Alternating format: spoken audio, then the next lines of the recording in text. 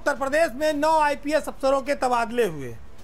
तबादले काफ़ी बड़े लेवल के थे, एडीजी लेवल के थे, लेकिन जो 2 अफसरों का तबादला हुआ उसमें ये संकेत आया कि सरकार में अचानक से ऐसी क्या नाराज़गी हो गई कि इन दोनों को, जो एडीजी रैंक के अफसर थे, उनको दरोगा के बराबर भी नहीं छोड़ा गया।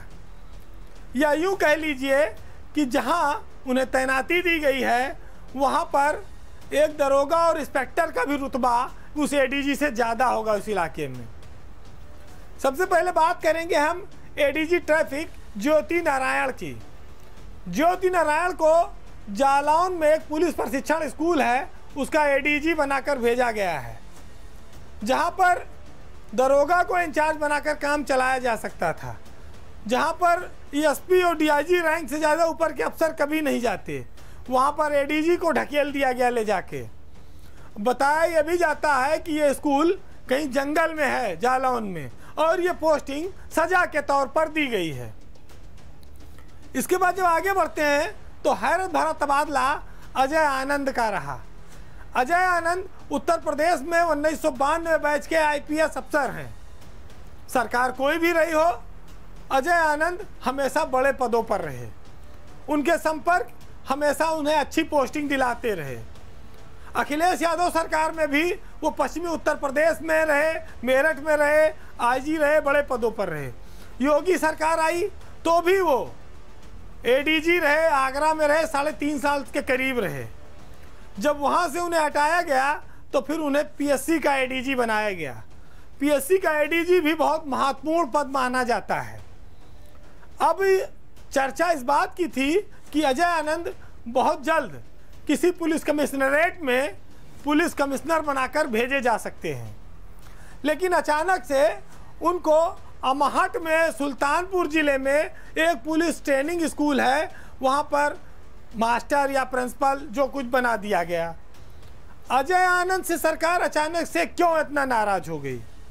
वो एक व्यवहार कुशल अफसर हैं, सजातीय भी थे, ठाकुर हैं। नई सरकार में पहला मौका था कि वो अच्छी पोस्टिंग पे जाते, लेकिन अचानक से उन्हें इस तरह से संट करके एक सजा के तौर पर सुल्तानपुर भेज दिया गया, एक स्कूल में, जहां पर आप देखेंगे कि वहां पर ना एसपी ना डीआईजी कोई नहीं, वहां एडीजी रैंक का अफसर तैनात हो रहा है। आखिर ऐसी क्या नाराज़गी हो गई? माना यह जा रहा है कि अजय आनंद के खिलाफ सरकार के किसी बड़े अफसर ने बड़े सरकार के कान भर दिए और इसी वजह से अजय आनंद संट कर दिए गए।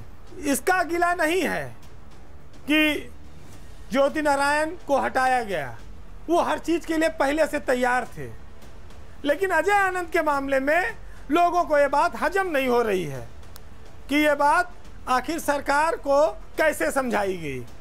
फिलहाल इस पर लोग कयास लगा रहे हैं कि लखनऊ में बैठे 1-2 अफसर ऐसे हैं जो प्रभावशाली हैं, वो सरकार को कुछ भी बता सकते हैं और कुछ भी कान में फूंक सकते हैं। फिलहाल जब इन दोनों का मामला आगे बढ़ता है तो वहाँ एक विजय ढुल नाम के आईपीएस अफसर भी हैं जो लखीमपुर खीरी में एसपी थे, 1.5 साल से वेटिंग में थे, कहाँ डीजीपी ऑफिस में। अब याद आई सरकार को कि भाई इनको अब मुरादाबाद भेजो, वहाँ पर जाएं, कुछ ट्रेनिंग करें।